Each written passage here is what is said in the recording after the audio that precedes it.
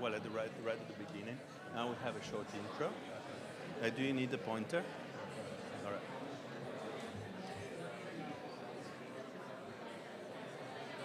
Welcome to the 2023 edition of Trieste Next. I'm Luca, an AI-generated speaker who will be presenting our festival. In the next 3 days, we will be talking about a new world. This is the title of the 12th edition of our Festival of Science. Innovation and research, the ethical limits and new frontiers of science will be the center of all our events. What will the new world be like? Will we be able to face the challenges of the near future applying new scientific discoveries and technologies in a sustainable way? This will be the underlying theme of Trieste Next, with 100 events in English and Italian, the Science Book of the Year Literary Award, 300 speakers, 70 activities for schools and 40 exhibition spaces that are open for everybody in the city center close to the town hall. Before leaving the floor to our next panelists, I would like to thank all the scientific institutions within the Trieste City of Knowledge Network, the main partner together with our content partners and sponsors for supporting our project. Mostly, thank you to the 200 volunteers who are helping us. I have one last remark for all of you. The next event will last 75 minutes. Our speakers will answer all of your questions in the final 15 minutes. Also, please remember to check the updated schedule of events on our website. Thank you and enjoy our festival. Good evening, everybody. This is Antonio Macconi. I'm the director of the Trieste Next Festival. First of all, I would like to welcome to Trieste all the international students that have been selected for the International Academy program. And I'm very happy that you are here with us tonight.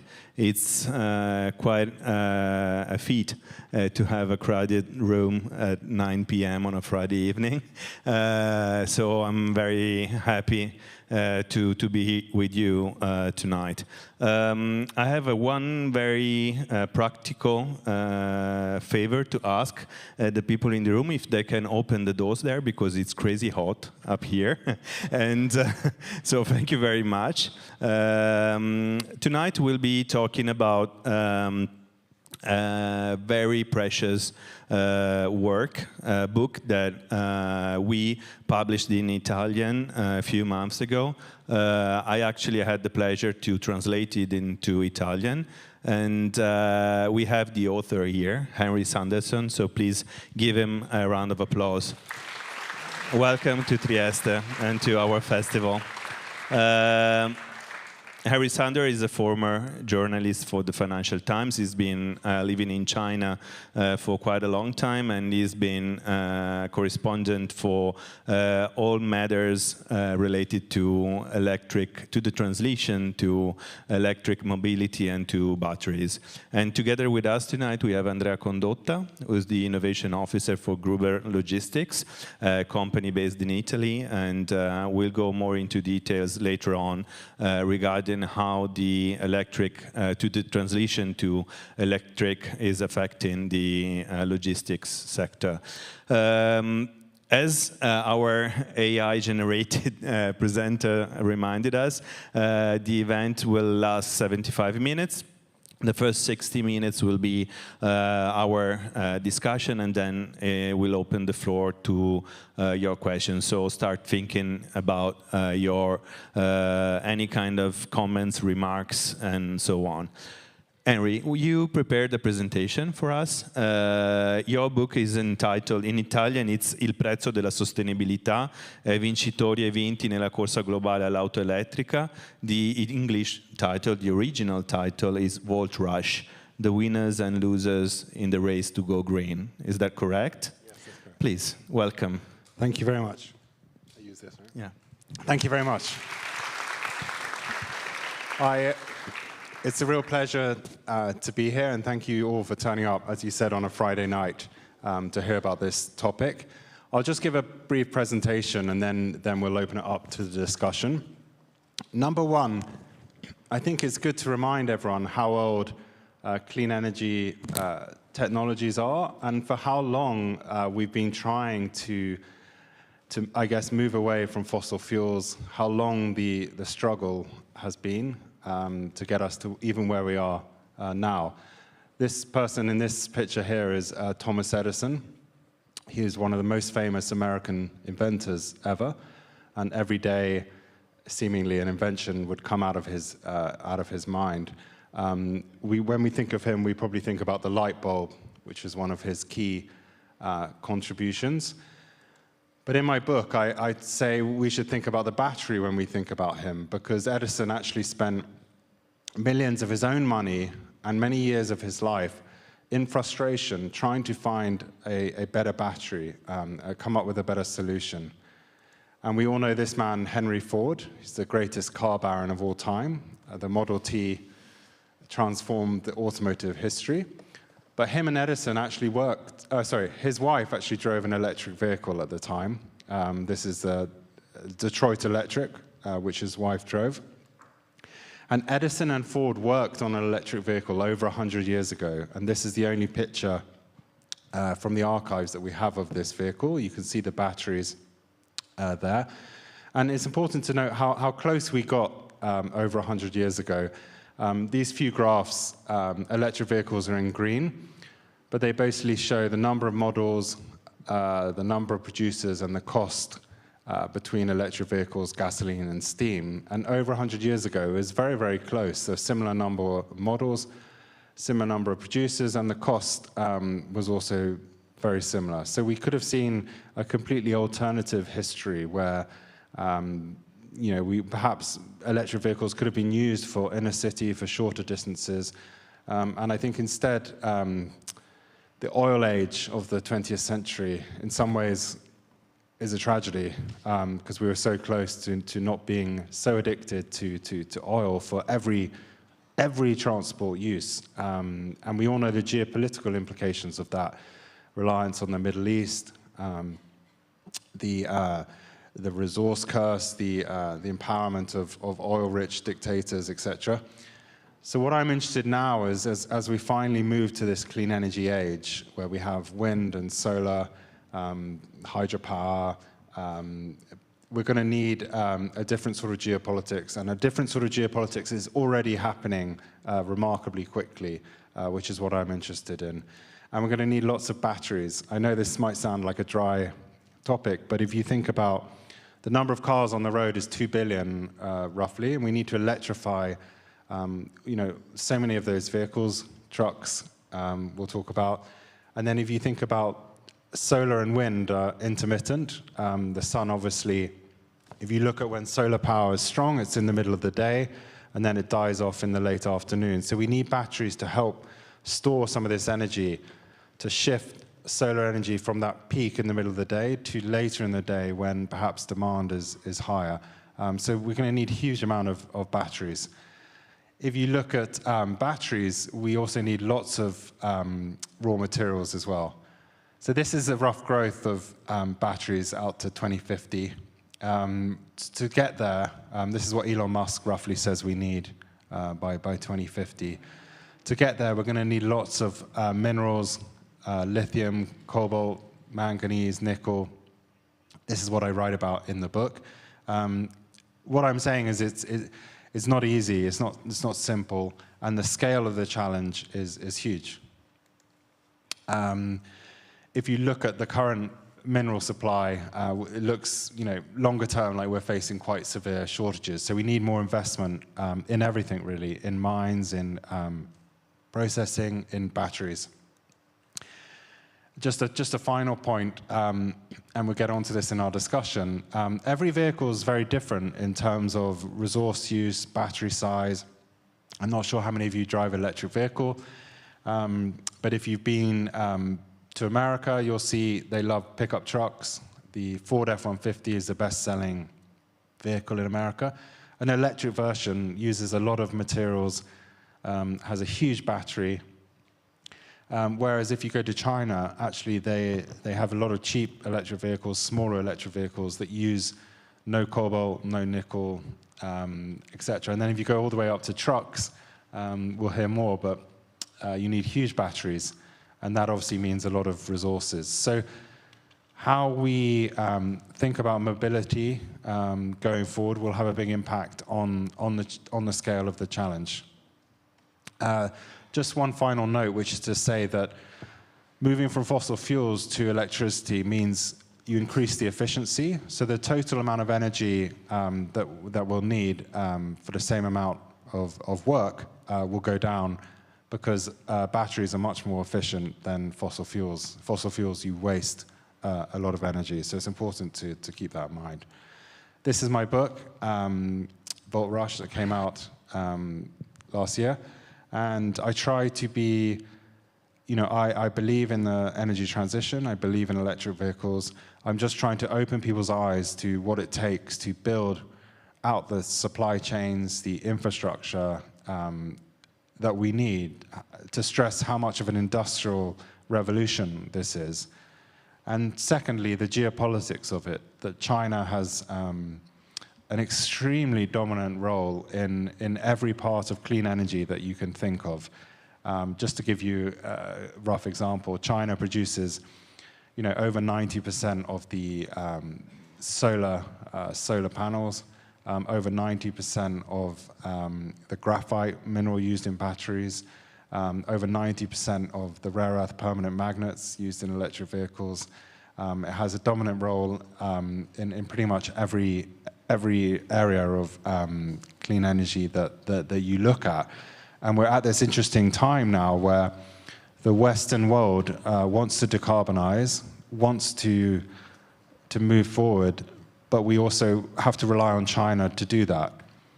So how much do we delay the energy transition by trying to re-establish production, what China is already doing in the West in order to boost our national security, but we might increase the cost, we might delay the energy transition. So this is a fundamental conflict that we in the West face. We're in a catch-22 at the moment. It's very, very difficult to know which is the best route through this dilemma. But I'm happy to talk more about it. Thank you very much. Thank you, Henry. Before starting the discussion, I wanted to ask you to briefly describe the supply chain, because you mentioned the role of China.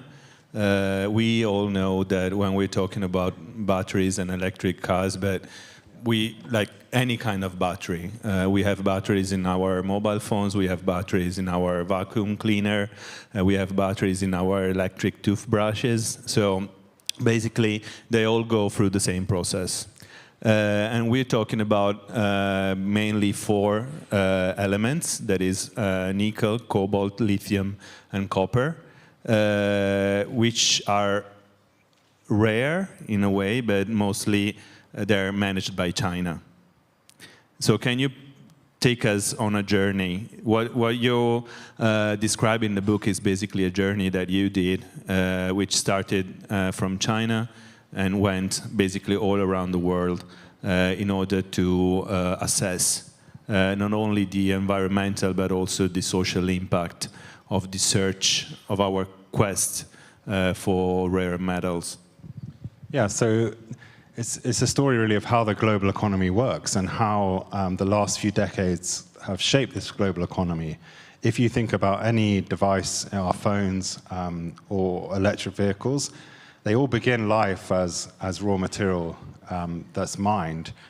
And mines are best to do in the places that are most economic to do it, that have the best geological deposits. Because mining is an industry of producing waste. So you're mining 90+% waste for a very small amount of minerals. So the raw materials come from the big mining countries, Australia, Chile. Chile is the biggest copper and lithium producer. Countries in Africa, Democratic Republic of Congo produces almost the world's cobalt, nickel from Indonesia. But all this metal, once it's mined, basically gets sent to China. So China's really, in so many ways, at the center of global supply chains. All this material gets sent to China, where it's processed into useful forms. And these are in smelters or other things around China. and then it normally stays in China to be made into batteries or battery materials, or it goes to Korea and Japan. Then it will go back to, can go back to China from Korea and Japan, and then then it could go to Europe or the US to be made into electric vehicles. So someone like Tesla, let's just take Tesla as an example. It's an early pioneer in electric vehicles. It's only just started to make its own batteries on its own, and it's only just starting to process its own lithium. But before that, and to a large extent, it still relies on this Chinese supply chain. So why is this? It's the way we built the global economy, where 2 decades ago, I don't know if many of you went to China in the late 90s, early 2000s, China had all these advantages of low labor cost, low environmental standards, a workforce that was migrating from rural to urban areas that was keen to work. And they, as we all know, became the manufacturing center of the world, but they also became a key producer of batteries and other electronic equipment, and they've moved up the value chain since then. So when China started to support clean energy, these companies could seize that opportunity and move up the value chain. And Xi Jinping, what he wants now, what he wants for China is a country of science and technology, producing high-value goods in what he calls strategic emerging industries, or these industries. And clean energy is one of these key industries that China has wanted to dominate and does dominate. And so it's taken its advantages from being at the lower end of supply chains to moving up. We'll go back to the timing. You've been talking about 20 years ago, and in the second series of questions, we'll go back to the timing and see Europe's role in these 20 years. But first of all, I wanted to welcome Andrea Condotta to the Trieste Next Festival.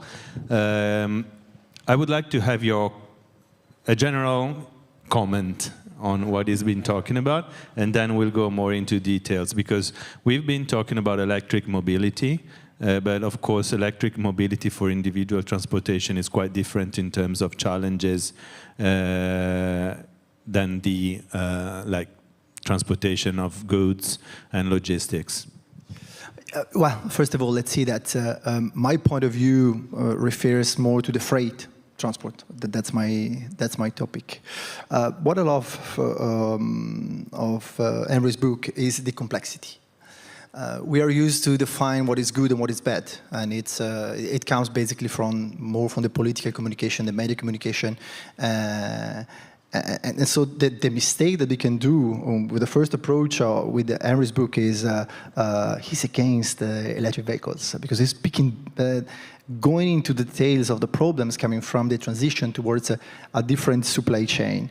And the interesting aspect is that he said, no, I'm in favor. And probably the people that could criticize Henry the most will be probably the people that are in favor of electric vehicles.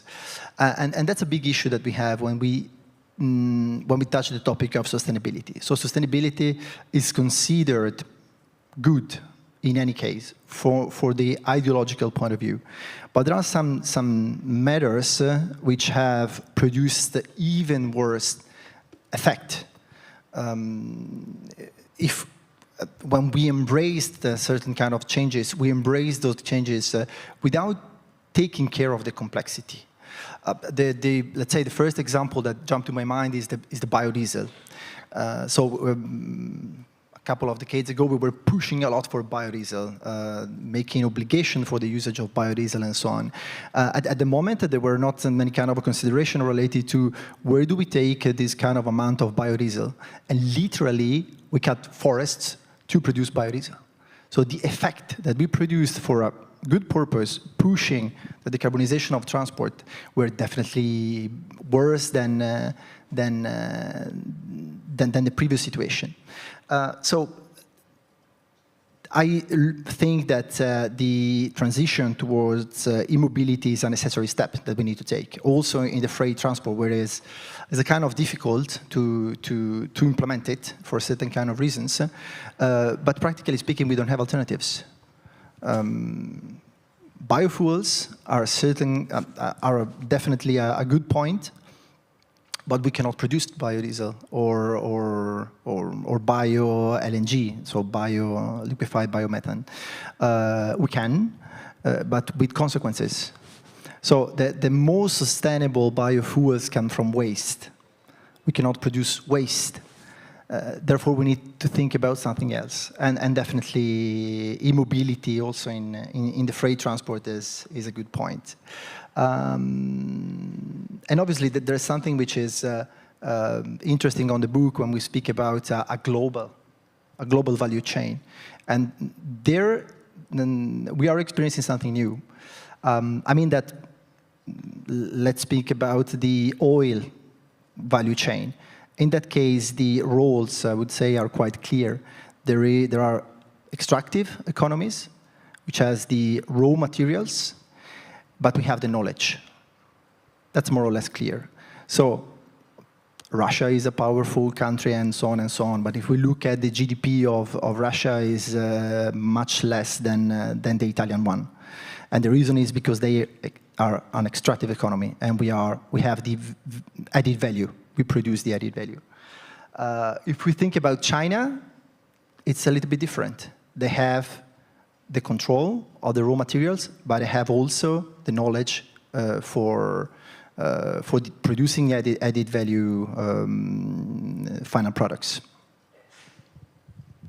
Do you want to add anything? No, I think it's a good point. When you're thinking of systems at big scale, like we need for the energy transition, if you're thinking of solutions that need to be scaled up 20 times, the electric vehicle market's growing at 25% a year, but still we need to grow much, much faster. If you're thinking about that, you need to think about the unintended consequences and the impacts of new solutions and new technologies. You might increase demand for one material and decrease for another. So you've really got to think about all the sort of unintended consequences. The biggest unintended impact, I think, of shifting everything to China over the last 30 years is the carbon intensity, right? Coal still powers 60, 70% of China's electricity. So we've shifted so much manufacturing, et cetera, to China without at all thinking about the carbon impact. So again, that's another example. So where can we manufacture in the most advantageous places going forward? I was saying I was just in Sweden this week, and north of Sweden has hydropower. It's both cheap and green. So a lot of manufacturing now is investing there. That's the kind of place we need to start doing those things. Yeah, we'll go back into the European efforts and European take on the Volt Rush. We mentioned the topic of sustainability. And when we think about sustainability, we often, and most of the times, we think about environmental sustainability, but then we also have social sustainability. And your book goes into details of the social impact that the supply chain is having in specific parts of the world. I'm thinking about, well, the Congo, and all the child labor situation. I'm thinking about the indigenous communities in Australia and Indonesia. Can you further elaborate on that? Yeah, so this is a huge issue for the energy transition. How do we make it a just transition? How do we get communities involved rather than replicating this model where we in the rich world drive electric vehicles and we shift the costs and damages onto other places? I think countries like Democratic Republic of Congo, DRC, it is a complicated situation, but they are like the Saudi Arabia in cobalt, so over 70% of the world's cobalt. And I think what had happened was all of us with our mobile phones and other products have never really cared enough about the supply chain. And essentially it was a supply chain where ordinary people in the Congo dig up cobalt and copper by hand, no safety protection, often children involved, a lot of deaths and injuries. And they take this material to Chinese traders. You can see them there on the side of the road. And then the material gets all sent to China and mixed up, ends up in our phones, etc. I think the change with electric vehicle is it's supposed to be a green good. Well, it is a green good. So people expect better for the supply chain. So it's really shifted the attitude onto that supply chain where, someone like Elon Musk or Tesla, child labor is just not acceptable, right, in their supply chain. I think what we've seen now is more engagement with the DRC, trying to. It's hard to find solutions, but because there aren't many alternatives there in terms of livelihood. So there's no one simple solution, but I think there's more engagement now, which is what we need to see. And what my book is trying to say is that we open up our eyes to some of these issues. The problem still is, though, that going back to your point, is companies are very scared, and we know about this trend to green hushing. They're even scared to reveal what they're doing. They're very scared to accept something that's not perfect. So as a result, they won't buy cobalt from the Congo that's been mined by hand and hold up their hand and say, this is what I'm doing. It's not perfect, but it's getting better. So as a result, we have this situation where, yes, that material still goes to China. We all use it. But it's no nice-looking company report's going to say, I'm using this material. So that's part of the problem with some of the sustainability discussions is everything has to be perfect, otherwise we can't accept it. But it doesn't mean it stops happening. So this is a real issue. And I think from the DRC's point of view, from the Congos, they've got a huge natural resource bounty, right? They've got a huge amount of natural resource wealth. They've got copper. They've got lithium in the Congo as well. They've got hydropower. They've got a lot of young population. So how do they get better value out of their resources rather than just sending it to China, which is, I guess, a colonial, semi-colonial model?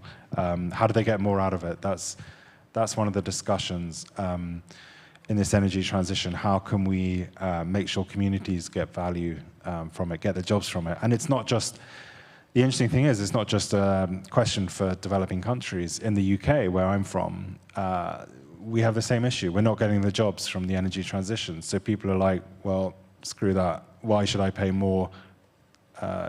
So we have to try and get people on side and see the benefits. Yeah. You mentioned a few times that the product in itself is not perfect.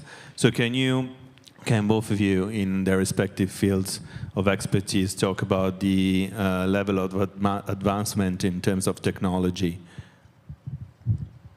Yeah, so yes, electric vehicle has, to produce an electric vehicle battery and electric vehicle, the carbon emissions, or it costs more intense to produce, but because it's not consuming fossil fuels, because it's running hopefully on green electricity, you pay back that cost by using it. But what we need to do is reduce the carbon emissions from producing electric vehicles as much as we can, because we don't want to add unnecessary carbon into the atmosphere. I mean, imagine that, as I said at the beginning, we need to convert 2 billion cars to electric, right? And already in China, over 30% of new vehicle sales are electric, so it's a huge amount. So we need to reduce the excess carbon that we're putting into the atmosphere. And if you think about these minerals, they're mined using fossil fuels, they're processed using fossil fuels. You wouldn't believe the processing steps. You need to heat these materials to 1,000 degrees, 3,000 degrees, using fossil fuels. They're shipped and trucked around using fossil fuels. So all of that is huge opportunity for entrepreneurs and for innovation to bring down that carbon footprint. So that's the issue now. If you take an electric vehicle, used in China, they're charging it with coal-fired power. It's being made with coal-fired power. It's being made using fossil fuels in the process. So all of that needs to come down, which is certainly possible, right? I mean, it's not beyond humans to do that. Yeah.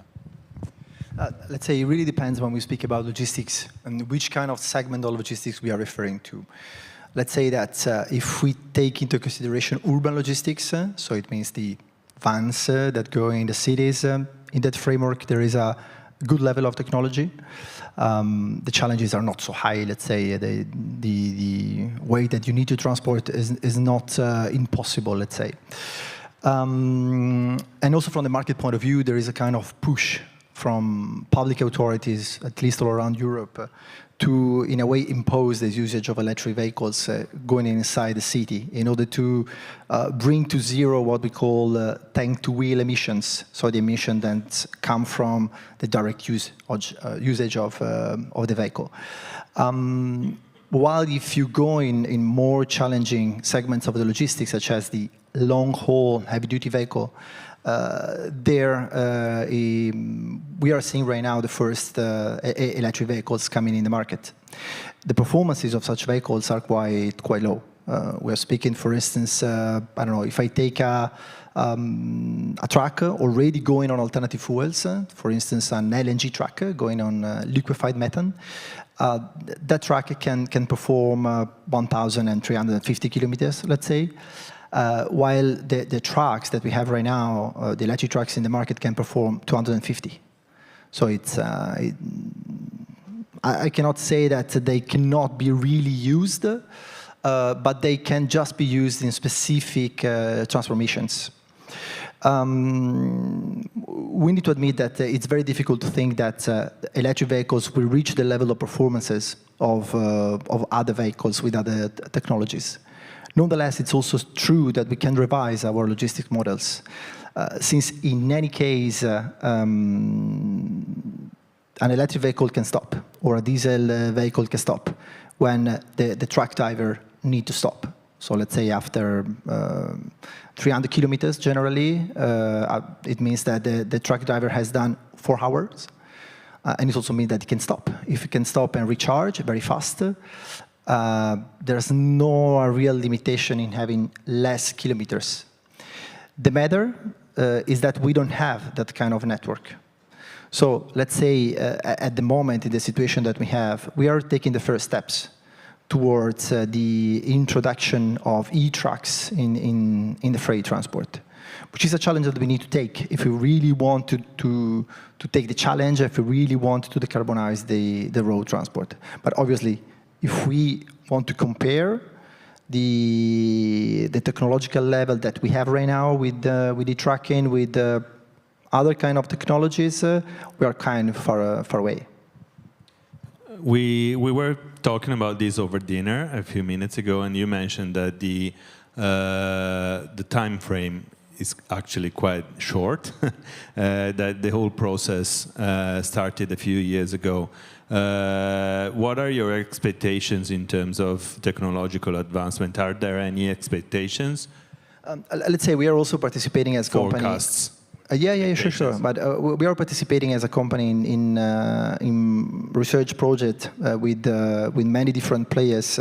I'm speaking about projects in which you have all the IOMs, so the producers of the vehicle, the components, the producers of chargers, and so on. All this kind of working group together, investing in order to push the e-mobility. And let's say our time span is, let's say, to have new prototypes, electric vehicles for heavy-duty transport, able to reach 500 kilometers in 2025. It doesn't mean that they could not arrive before. Those projects are also linked to hydrogen vehicles, so we're not just focused on one kind of technology. And potentially hydrogen vehicles could reach more kilometers, so more than 750 kilometers. That's the scope, at least, of these research projects. Let's say the tricky point with these two technology is that from one side you have battery vehicles and the weight of the battery is quite high, so you cannot add too many batteries on the vehicle.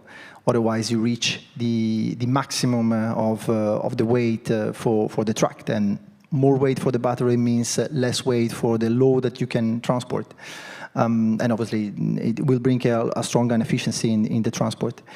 And if we speak about hydrogen vehicles, in that case, you are able to storage in less volume, less weight, quite a lot of energy, but they are quite inefficient.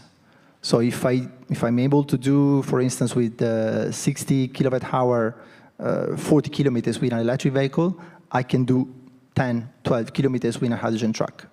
So, and if let's say we move towards battery vehicles or hydrogen vehicles, and we are not able to produce green energy, we're just playing a game. I mean, we're not bringing real results. I was mentioning before that we consider tank to wheel as, let's say, a calculation of emission when we use a certain kind of fuels or energy or whatever. But there is another part, which is the well to tank, how the energy is produced, how the fuel is produced. So when we make a proper calculation of emissions, we need to consider the whole chain. Otherwise, maybe the vehicle is zero emission from the tank to wheel perspective, but maybe we have cut trees or whatsoever in order to produce energy or fuel. Yeah, I was going to say that's a very important point. When you look at hydrogen, you mentioned the so-called round-trip efficiency. That if we're generating electricity with wind and solar, we want to use that first for uses. So we need to be in a situation where we have excess electricity that's generated that can be used to make hydrogen. But we're not really, as far as I know, there are a few projects, but it's not really at scale. If you look at all the hydrogen produced last year, less than 1% was made with renewable energy.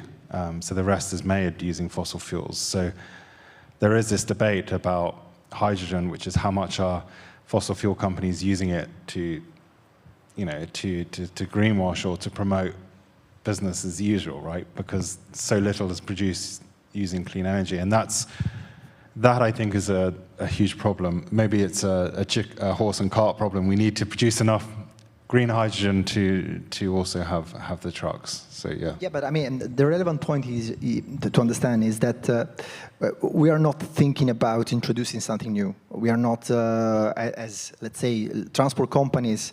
The game is not that we are using a diesel truck, then that we arrive on an electric truck, and that's it. The game is finished.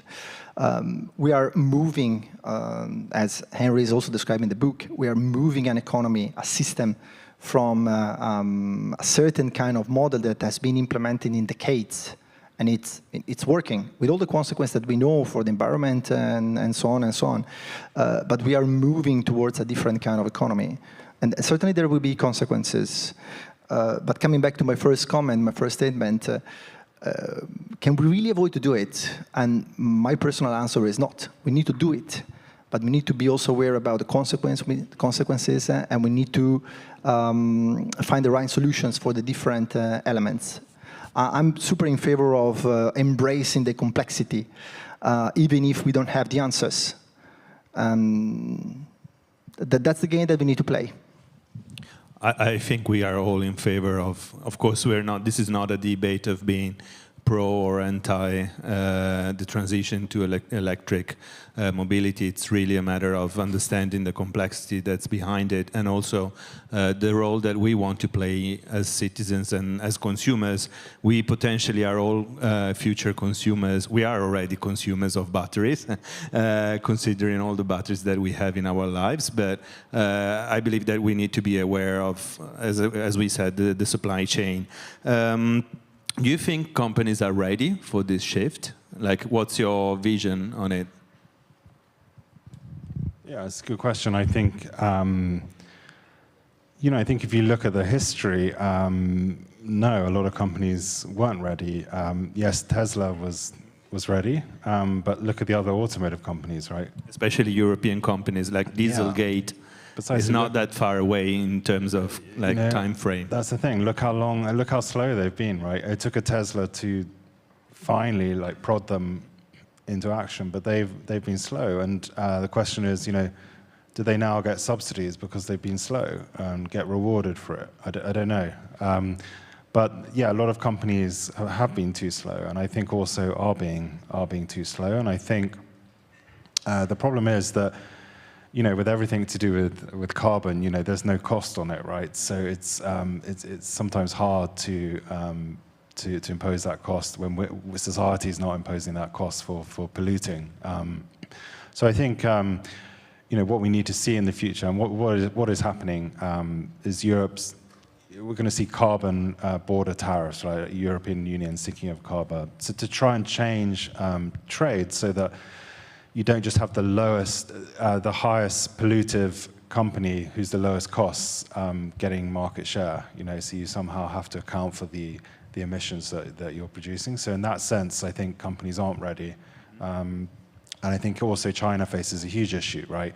China has built its economy on dirty industry, on coal-fired power, as well as clean energy. But they could be shut out of markets like Europe, without improving. So I feel like companies aren't ready. There's also been a lot of greenwashing, right? So companies have greenwashed for years, and they haven't taken action. And I keep reading news stories every other day about how all these offsets are useless, right, and don't actually offset any emissions at all.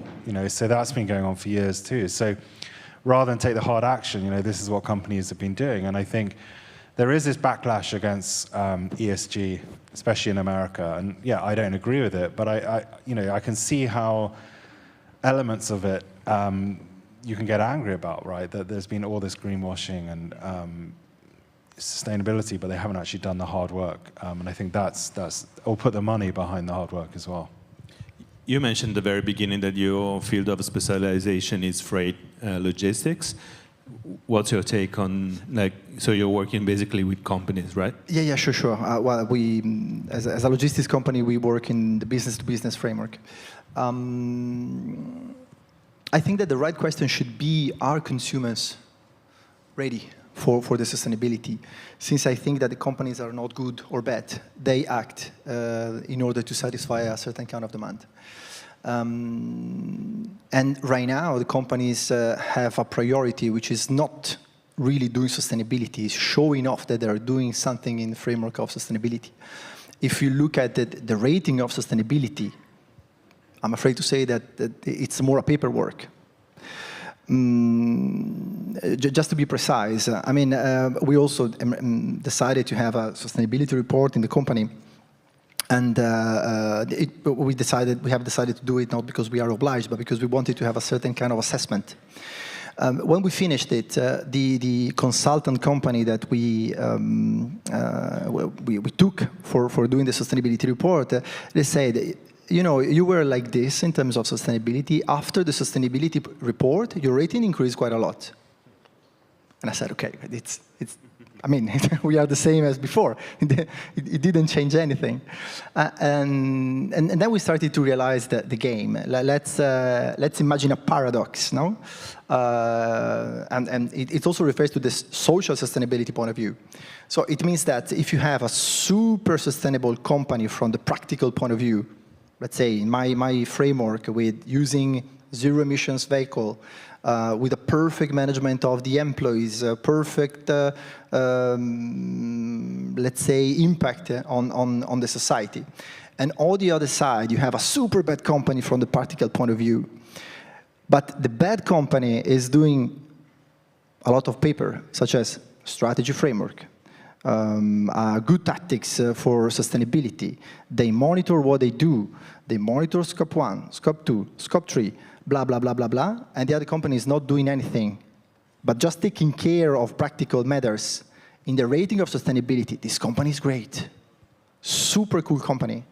And you see it in the freight transport when you see, for instance, company transporting by air. Air is the most polluting way of transport. And there are companies which has a super high rating in terms of sustainability. And you say, how is it possible? The emission rate of those companies is super high. But they have a lot of paper, strategy, tactics, blah, blah, blah, blah, blah, blah, blah. That's a tricky point that we have right now.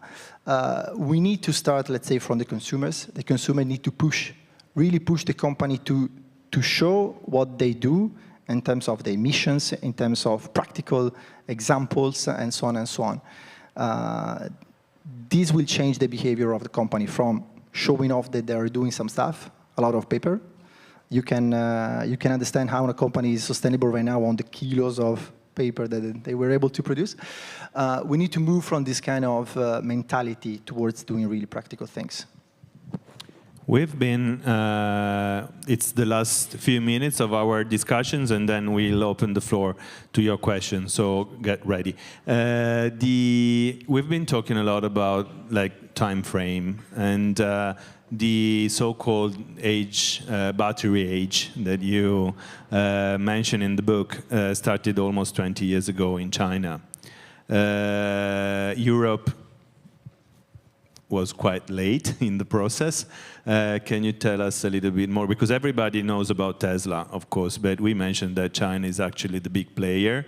And what China basically did is creating a new market and through subsidies and the politics of subsidies. So can you let us know a little bit more about this?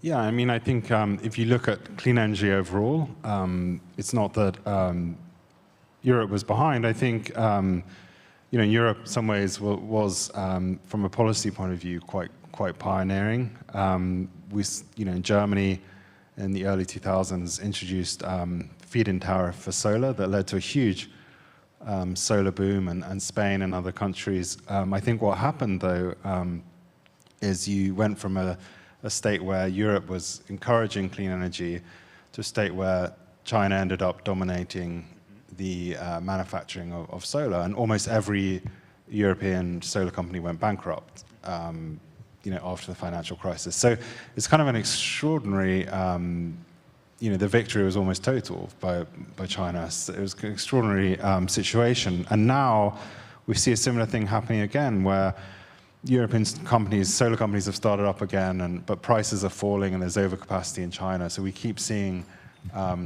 these issues. But I think the truth is that it's very hard to compete against China, not only because of the subsidies, but the scale of investment they put towards these things, and also the technological improvements, the improvements that they make. So it's very hard for Europe to compete. And now we've got this additional problem, which is the US has introduced this huge after complaining about Chinese subsidies, the US has introduced a huge package of subsidies and tax credits. So if you speak to a lot of startups in Europe or companies in Europe, they all want to invest in the US now. So Europe's facing a big problem, because does Europe have the money to subsidize a whole clean energy economy, facing competition from China and then from the US as well?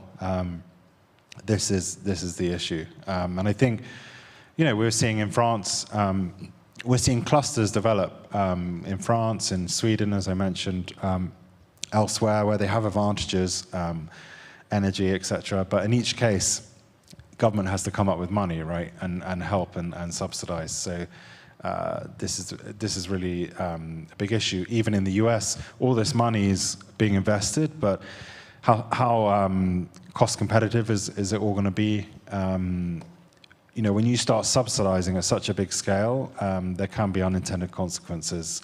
You need to make sure these companies can sustain themselves. But I don't think in economic history we've ever seen a country like China where they can build at massive scale. They have a lot of subsidies and benefits. It's very hard to compete against in this field. Yeah. If I may, I see the situation really complex. Also looking at the title of this panel, who's winning, who is losing. That's really tricky, since practically speaking, if we consider the value chain of trucks right now, who's really producing those trucks? I mean, if I take, let's say, the final product,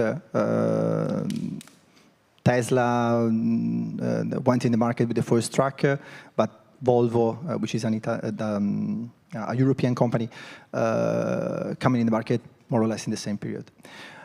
Nonetheless, who is really producing the components of those vehicles? We are expecting that there will be new brands coming from China. But in terms of batteries, certainly, yes, they are extremely advanced. But there are companies in Europe producing components, high-level components, which are super strong, extremely strong. And they are not very well known, but they are super big. I mean, how many people in the room knows, for instance, Valeo? How many? One, two. 1, 2, 3. 3. So it's a company which is super advanced in terms of technology in automotive. It's a 20 billion company. So we are speaking about a huge company. And speaking with the people of the board of the company, they basically say that the products that they have in the market are 2 years in, let's say,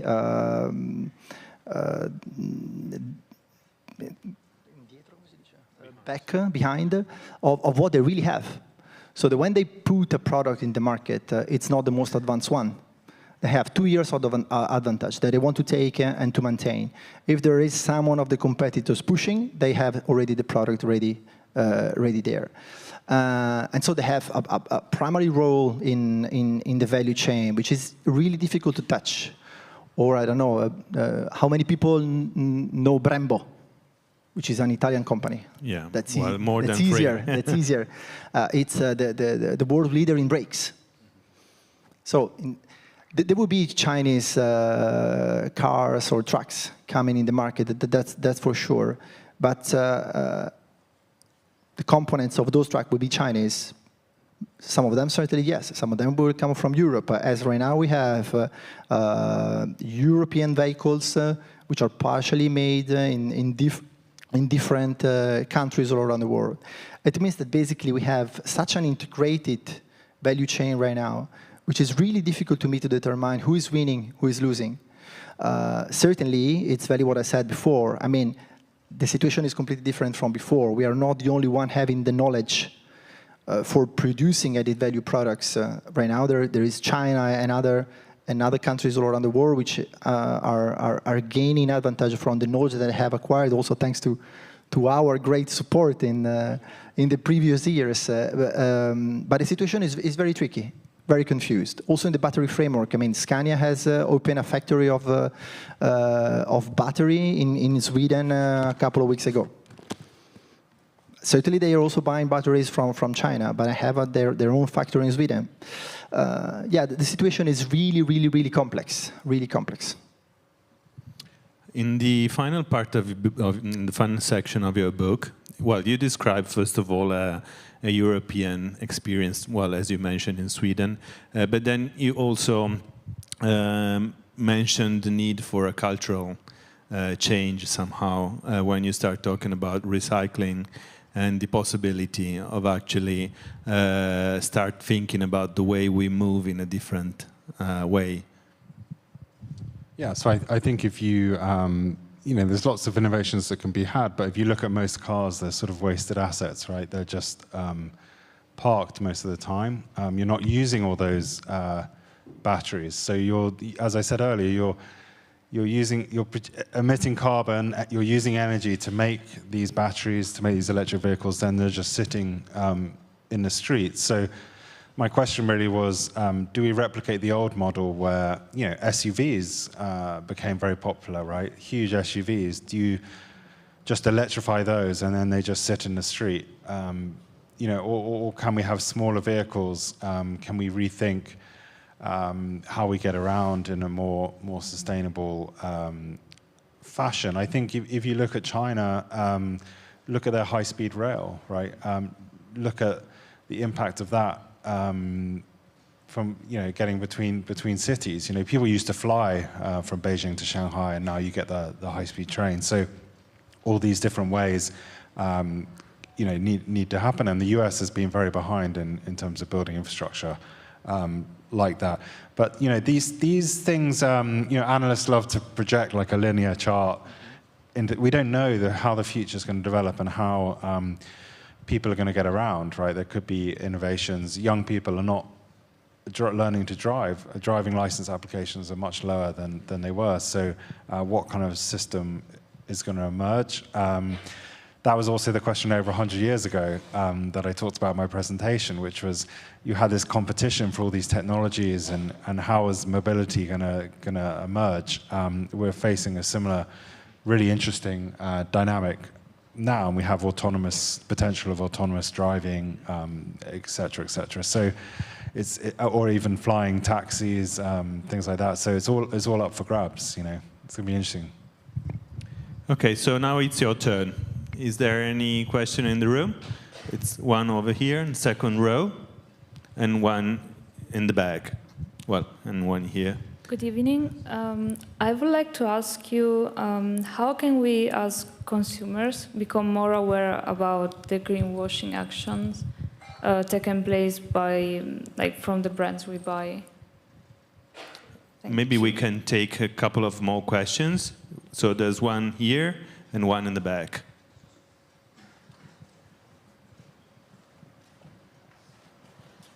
Good evening. Should I hold it? Thank you for opening a space to discuss about this. I have a comment and a question. I'm a PhD student in circular economy here at the University of Trieste. So my question is more regarding the economic system sustaining this, rather than the geopolitical tension. So I like to bring into this debate a very unpopular concept, which is that of economic degrowth.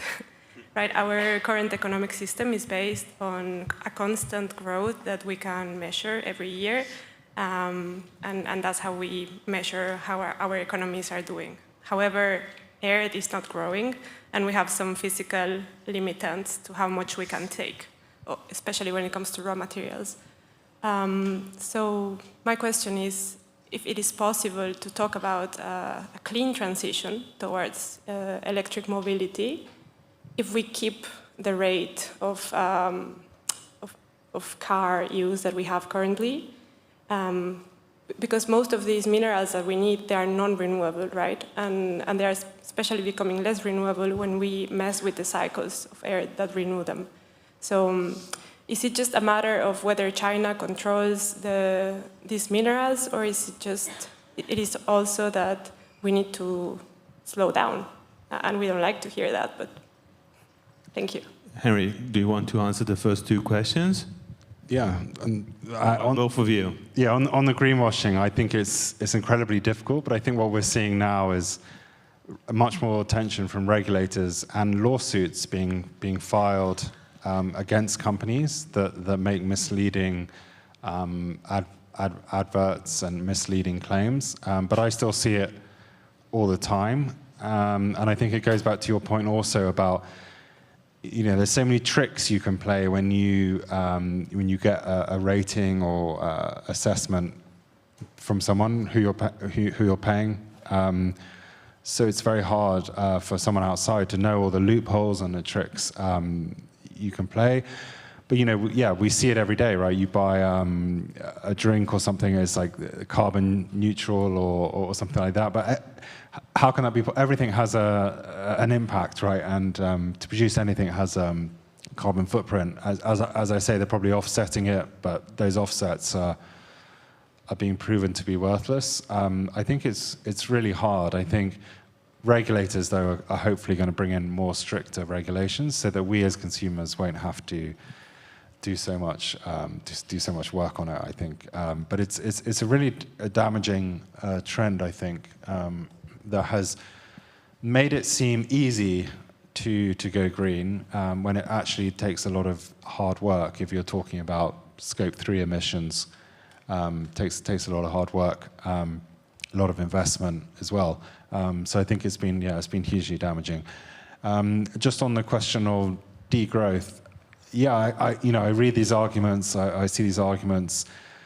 The studies show that we've exceeded every planetary boundary on this planet, that we've degraded the ecosystems to such a threatening and low level. So I do agree with the theory of it. I just don't know how it could possibly happen. And I feel like we have enough on our plate trying to transform the current economic system to one that's more sustainable, to then also try and rethink the whole of capitalism. Well, it just seems too challenging to me. I wouldn't quite know how we go about doing it, but I do think the GDP is obviously not a very good or accurate measure, so there must be other ways that we can measure growth. And I think what worries me is if you look at a country like India, if you look at all these other countries going to have huge growth in energy demand and things like that, we can't repeat the same mistakes. That, one of the greatest tragedies is that China developed since the late 90s in a very coal-heavy and fossil fuel way. If only they had gone big into renewables from the beginning, we would have saved so much pollution. So I think, yes, we do need to rethink these countries that are now going to go through periods of high energy use, high energy growth. How can they not go through the same problems? That I think is fundamental. Andrea, you want to comment on that? Let's say your first question was, let's say, more related to the fact that consumer has to be. That it's a tricky point, but it's an essential matter of the question. First of all, greenwashing is not so easy to be understand. Also because there are different definitions of greenwashing. No, but if we consider offsetting as greenwashing, and let's say for the people that maybe are not familiar with the concept, it means that you don't do anything for the decarbonization and you plant trees around the world and then you say, okay, my emission is 0. This is actually what happens. It's offsetting is positive in a way. I mean, if I plant trees, in any case, a positive matter.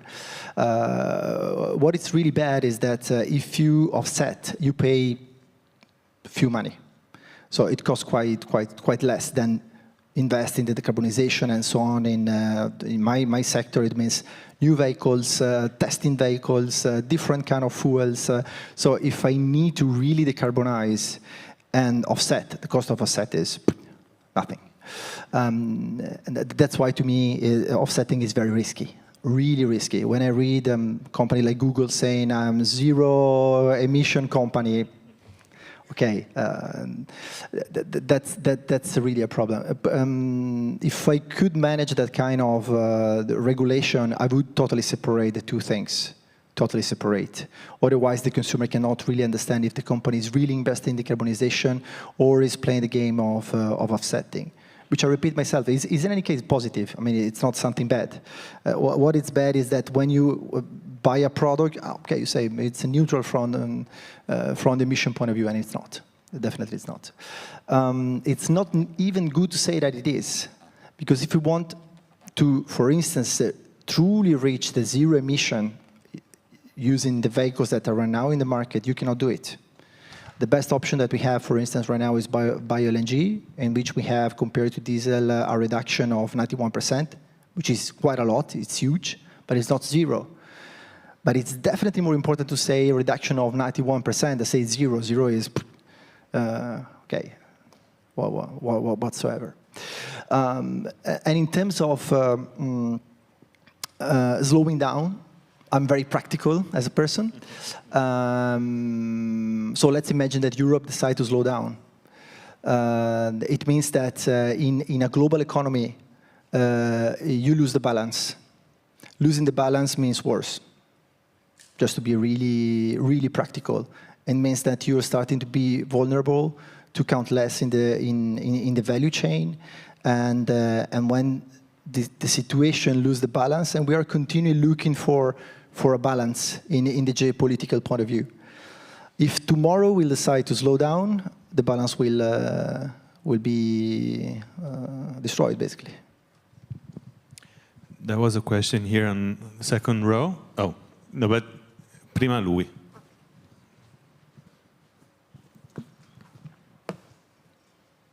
Second row. Then. Yes. About transportation, is there by chance any research on some level done on trying to turn plane motors more eco-friendly? What do you mean? If there are studies going in the direction of yes, a lot? Yeah, I'm but personally. done by the private plane companies. Definitely. Well, I'm personally vice chair of 2.0. 2.0 is the association that has been created by the automotive sector together with the European Commission in order to define the priorities for the research in electric and hydrogen vehicles. So the research in this framework is huge. It's also huge the investments coming from the private sector and the public sector in this framework. So if you look at the main important program of the European Commission related to research, which is the Horizon, has a specific focus on mobility, which is really, really important. Just to mention the project that we are involved as a company, and there's a project which is called ZFS, which is focused on heavy-duty vehicle long haul. It's a 30 million of investments coming from private and public. Another one is Empower, again 30 million of investments from public and private. And my association, together with the European Commission, delivered more than 1 billion of investments in the last 10 years related to the for the decarbonization of transport. And it's just one part, it's a minimal part, because if you look at investment directly on the companies, it's huge. 1 billion is nothing. There was a question here, and then we go back there. Thank you for the talk. As the author of the book, I would like to hear your opinion on two questions. First of all, with all the materials that you explained that are exploited needed to make electric vehicles, does all that pollution produced by the exploitation makes the electric cars even worth it? And in what ways would we lower it? And as well as the fact that fuel-powered vehicles could be used for a longer amount of time if maintained properly than electric cars. And do you think that by the time most of the world starts completely using electric cars would be, let's say, too late for the environment? Thank you. Henry. Yeah, I mean, I don't think there's ever too late, right? Because it's you know, the more we can do, the better. I don't think it's ever too late. Too late as in the world's gonna, I don't know, I mean, not too late. But yeah, so just in terms of your questions, so as I said earlier, I think electric vehicles are definitely better. It may take more carbon to produce the vehicle, but once it's running and you charge it with relatively green electricity, it's definitely better. You also have no air pollution, so air pollution kills millions every year. So they're definitely better. It's just about, as I say, reducing the carbon impact that you are having. And how can we do that? Well, one way is, a big way is energy use in a lot of these processes. As I say, is having it all done in China, using coal-fired power. So a lot of these things are moving to areas with hydropower. So that's one way to do it. But a lot of the problem is you have fossil fuels that are used in the process for heating, things like that. So perhaps hydrogen can be used to do that, or other innovations. So that's the sort of way you bring down those emissions. And then in mines themselves, you know, we can have electric mine trucks, things like that. And mines can use solar power, wind power, things like that. If you think of lots of mines in Australia, right? And Australia is going through a huge solar boom at the moment. So there's lots of potential.